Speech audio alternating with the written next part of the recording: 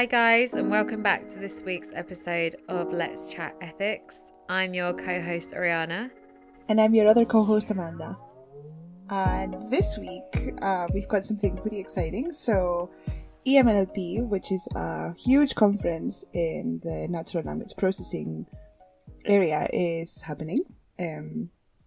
And yesterday, on Tuesday, they had a panel on AI ethics specifically. Which is really cool. So I don't think ethics was such a big part of conferences until recently, and now more and more are introducing special sessions on ethics, whether a panel or a short workshop at the end of the conference. So it's really cool. I think one of the people on the panel actually made the point that it's great that we have these sessions so that we're building it into the culture of the conference the culture of the conference and the whole research area to actually consider ethics and talk about ethics as part of the research. So the panel specifically was dealing with publishing in an era of responsible AI. So how can NLP be proactive? Considerations and implications. And it was moderated by Mona Diab, and the panelists were Emily Bender, Rosie Campbell, Alan Dafoe, Pascal Fung, Meg Mitchell, and Saif Mohammed. So it was a really cool panel. We've got a mixture of people from industry and people in academia, which is always better, I think, because the points of view can be quite different.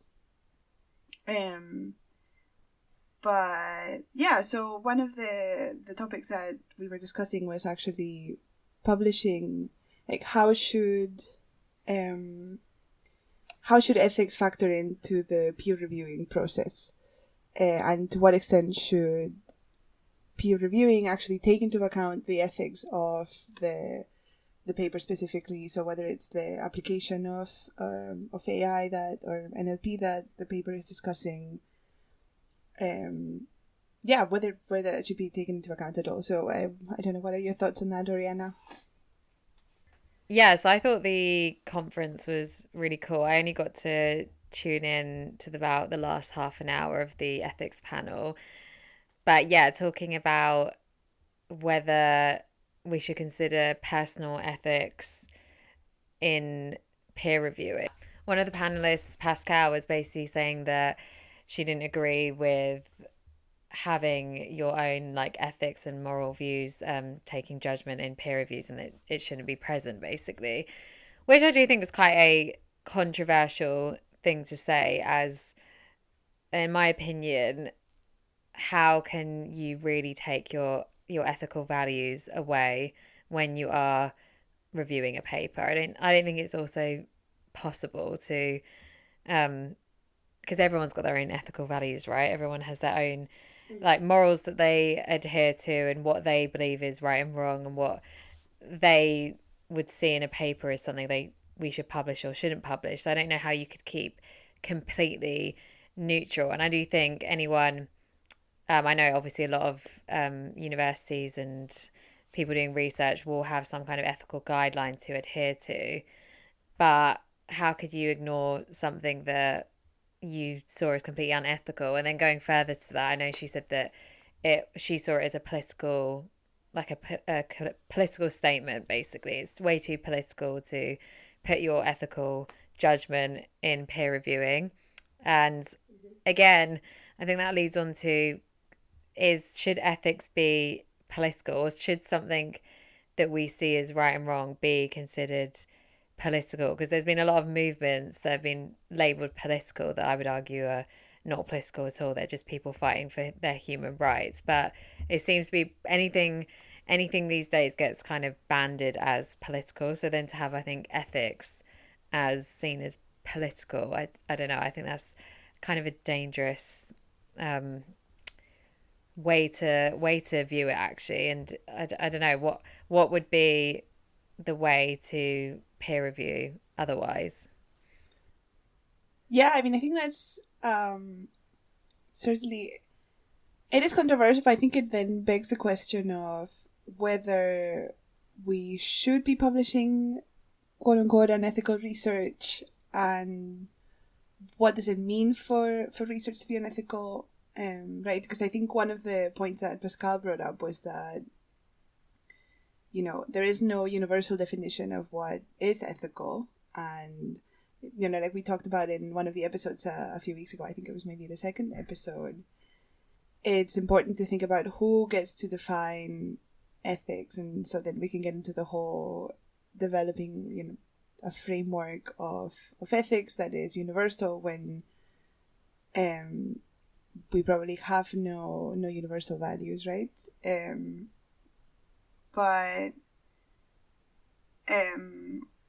one of the alternatives that was proposed was actually to invite people to include an ethics statement as part of their paper, where they talk about, ethical consideration. So, because I think, I don't know, I mean, do you think that we should publish unethical research, whatever that means, right? Regardless of how we define ethical? Yeah, see that I think that's that is a tricky one, isn't it? Because again, it's like uh that could, I feel like there's so many strands of what is ethical and like what you would see is morally right and wrong. Like if someone had done a study and killed some people along the way to gain their research, no, I don't think that's necessarily something we should publish, because even if you put an ethics statement there, how can you justify that you've killed a few people along the way to gain research, even if the research might be really profound research? Is that something we should open the doorway to? Because then I think that opens the door for more people to think that it's okay to kill people along the way to get research. Obviously, this is an extreme example, but I do actually like, because it's murky waters, isn't it? I do like the idea of having an ethics statement, because there's so much research out there that is just published, and we don't know the ethics behind it, how they went about their research, etc., etc. So I do think having that that kind of line of thinking is a good way to have people thinking about ethics when they're doing their research. I think that's a good step, having that. But I don't know, because then it's like, then again, we're getting into the thing of what's ethical, what's unethical. It's just like, I don't know, another example, like in the UK, people would see eating horse as like completely unethical, right? Everyone went crazy when there was like traces of horse meat at Tesco, but in France, that's kind of part of the cuisine. It's fine. Mm-hmm. So I think that's like an example of like where something's seen as unethical and something's seen as ethical depending on culture. So I guess when it comes down to, I think the only way, in my opinion, to go about it in terms of the ethics statements would be down to each university considering coming to kind of like a community consensus of what they consider to be um, the moral values that they're kind of withholding as a university. Because I guess if you're publishing for a university, that's who your name's going to be tied to. Mm-hmm. And that would be the way to do it, because every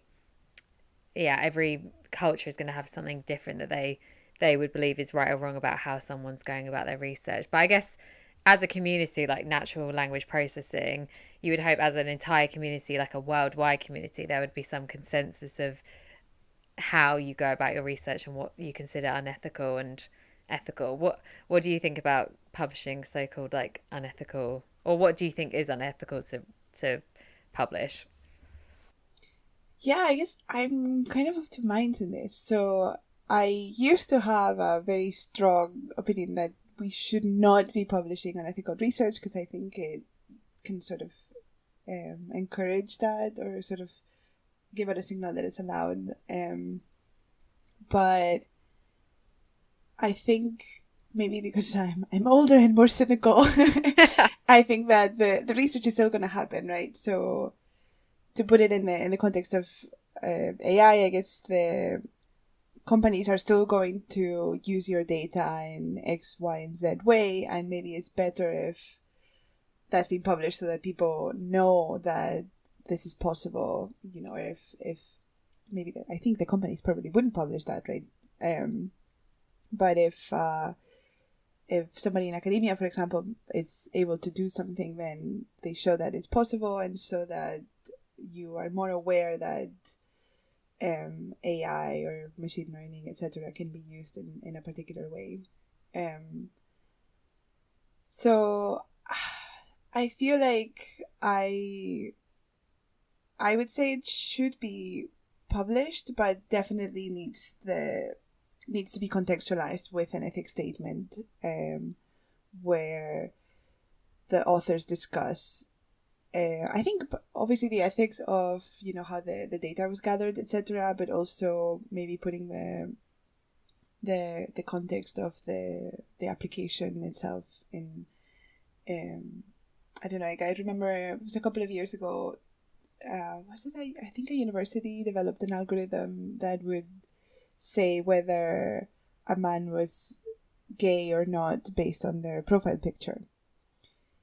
And I just can't imagine what a good purpose that could have. Like, how is that going to benefit society? It seems to me like generally when we're trying to identify minorities is for nefarious purposes more than for good. And maybe I haven't actually read the paper. Maybe they did include an ethics statement. I'm going to get not. But maybe they actually had a good reason, good explanation, but they also need to balance that with the possible negative outcomes of being able to identify minorities through profile pictures on Facebook or Instagram or whatever. But yeah, the fact that the research was published, I think, is good, because then you can be aware of that exists for example, people who might live in countries where homosexuality is criminalized or something. And they also, interestingly, I think, did an analysis of what it was about the pictures that would give away the sexuality of the person. And I think at the end it had more to do with the angle of the that which the picture was taken or something. So maybe that can help, you know, to help people avoid detection. But yeah, I think it's a hard question to answer, right? And I guess it's, in the end, it ends up being up to the chairs of the conference, for example, to decide whether to publish that or not. So I think we can't, you know, going back to Pascal's point, it's going to be very hard to decide not to involve your own personal politics or, you know, ethical values in your research when you get to certainly a certain level of a career, because if you are the ethics chair, or, you know, a chair at the conference, or you're one of the editors in the journal or something, you do have that power of deciding whether something will get published or not. And of course, even before that, you have the option of deciding whether to take part in that research or not. Or whether to fund that research or not. And those are all moral judgments that we have to make. So I think it would be better to have a whole discussion and some kind of consensus as a community of what we want to do, right? No, definitely. I think, yeah, I think it's important in terms of when it's coming to like the ethical values that people have. I do think it's important to have a community census. And I know someone, I can't remember their name, but someone at the conference did say that in response to Pascal. They said that that we kind of have to work as a community and come together as a community to see how our ethical values as a whole decide, like, I guess, what's right and wrong to publish or peer review, etc. But yeah, I think to the point about the algorithm picking out whether someone's gay from their profile picture, I think just stuff like that, I do think, like you said, I do think it's important for people to be aware that that's happening, because I guess, like you said, the cynical side is, as you get older, is you realize that, well, that will be happening anyway. So whether someone publishes it or not, that will be happening behind the scenes. So in a way, it's better to know that that's happening. And like you said, I do think have some kind of ethics statement to accompany it, to be like, why was this done? Have it published so people can be aware. Because instead, that's going to be going on behind the scenes and getting sold to companies to use anyway. And like you said, that can be definitely used for harm. That could be used in any kind of like Mm. HR hiring and like in a biased, discriminatory way, or that, like you said, it could be used in countries where being homosexual is criminalized. So that is really dangerous. But yeah, I do think it is hard to, it is like murky waters in terms of like who's deciding what's ethical, what's right and wrong, how we come to that consensus, and it's to be sure that kind of like we've said before in previous episodes, everyone's included in that conversation. It can't just be um, a one-sided look at ethical values. But yeah, I do think the ethical statements are a good idea, and will, I do think, make a difference to maybe how people even approach their research. Because if you have to think about how you're going to be collecting the data, or who, like, how you're going to be going about getting your research in a more ethical way, then it might make you do things differently, actually, if you've got that kind of, if you know that's going to be how it's going to be evaluated. But I just don't, back to my point before, I just don't think it should be called political, though. I just don't think having your ethical values should be called political, in my opinion. Yeah, I mean, I think in a way, I mean, I feel that politics are about values, but we have this association that maybe political is also like more directly related to politics. So I think that's um yeah, I also don't like it, even though on some level it is related. You know, obviously the two things are not completely isolated. I do think that the term political, when you label something political, you're kind of trying to shut down the conversation on that because it's politics and you shouldn't delve on that, right? But so yeah, I also don't really like that term. I think we can make the point that, you know, there's cultural differences, etc. Without having to say that that's political, mainly for the the connotation that have saying something is political has, rather than, I think, maybe at its core the real meaning of something being political. I don't know if that if it makes sense what I've just said. But yeah, I mean, I think it's it can be dangerous to label something just political, yeah, just because of the connotation. Sorry, I just keep repeating myself now, but so in regards to the ethics statement, one of the points that one of the panelists was making, I think it was also Pascal, was that it's a lot to ask of researchers to kind of predict the potential consequences or the impacts that the research can have. And while I agree with that, I think it is difficult, you know, when you're doing research to kind of predict how your research can be used, or, you know, in the future. I think it's a good exercise to try and get people to do that. And if maybe we had more diverse teams, like maybe this is somewhere where philosophy students or people who have studied philosophy might help a little bit more, that are kind of like professional thinkers.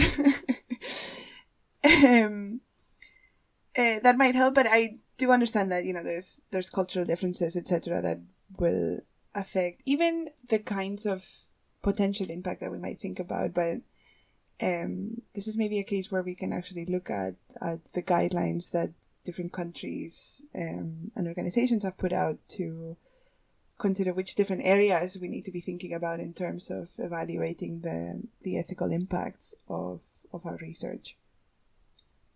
I feel like critical thinking and should be part of any research project or any do you mean this is literally being the problem with technology so far, is that no one's wanted to do the critical thinking about what could happen. It's just, oh, let's make this, concentrate in the moment. And then obviously we've seen how that has impacted negatively. And I think the problem is, if everyone thinks like that, then I don't think everyone will ever make true strives to actually get technology in a safer place actually. So yeah, like you said, I do think it's important to have more people actually critically thinking, because realistically, if you are doing research, surely you want to think about the long term impact that your research could have, whether that's positive or negative. You surely would want to think about, where's this going, what does this mean, like long term, instead of just, this is what I'm doing in this moment and maybe a short term goal. So I don't think it's a lot to ask, if I'm honest. I don't think that's too much to ask. I know it sounds like a lot, but realistically, it shouldn't be. It should just be something people do along the way.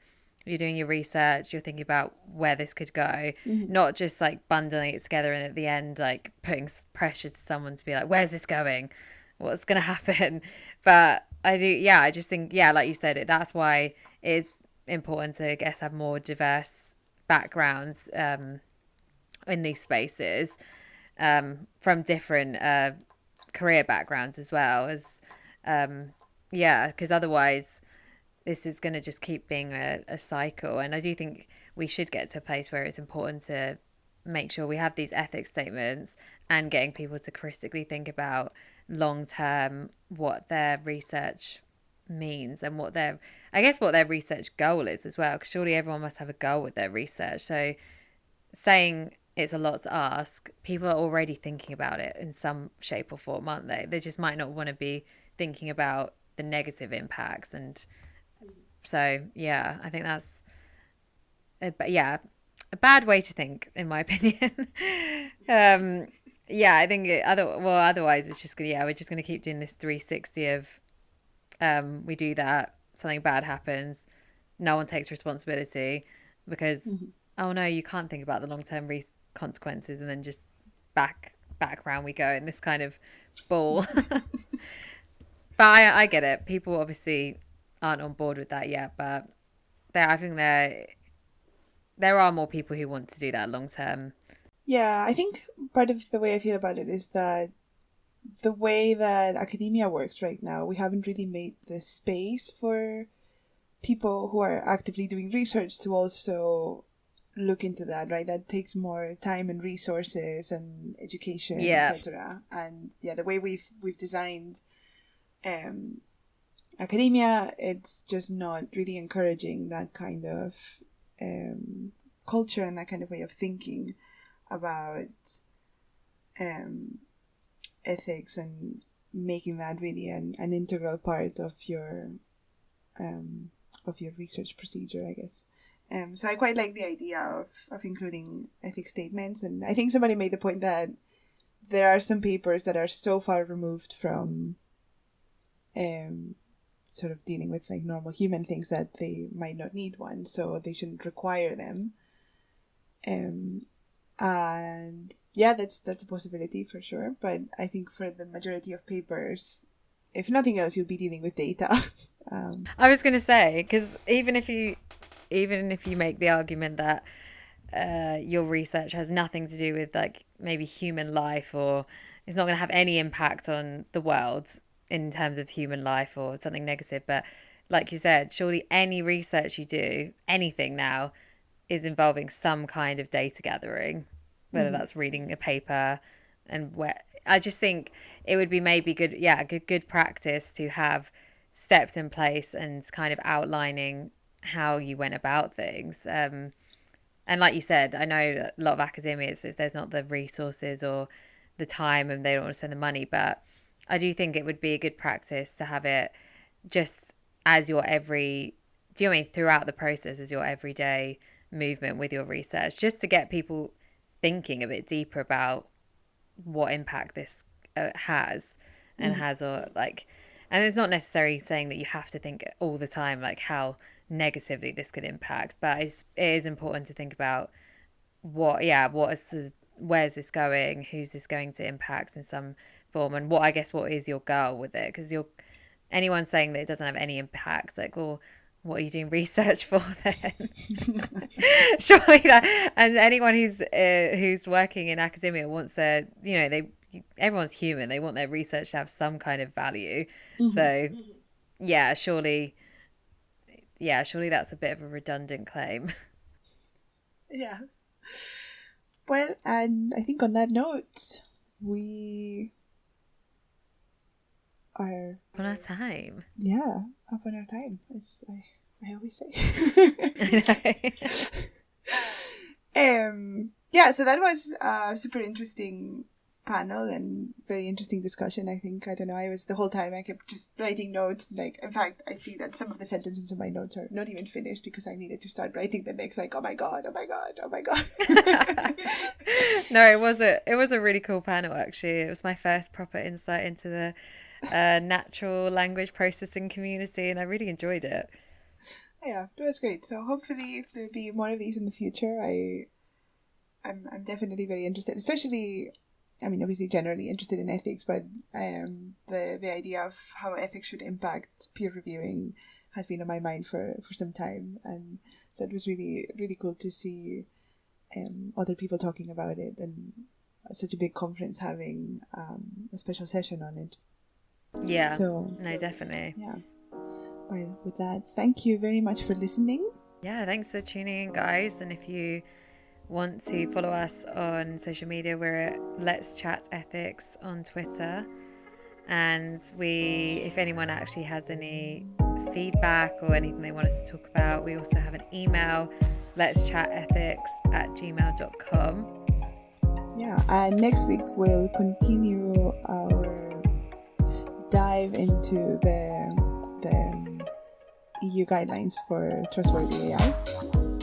But we thought that this was so recent and interesting that we wanted to cover it. So thank you again, and we'll tune in next week.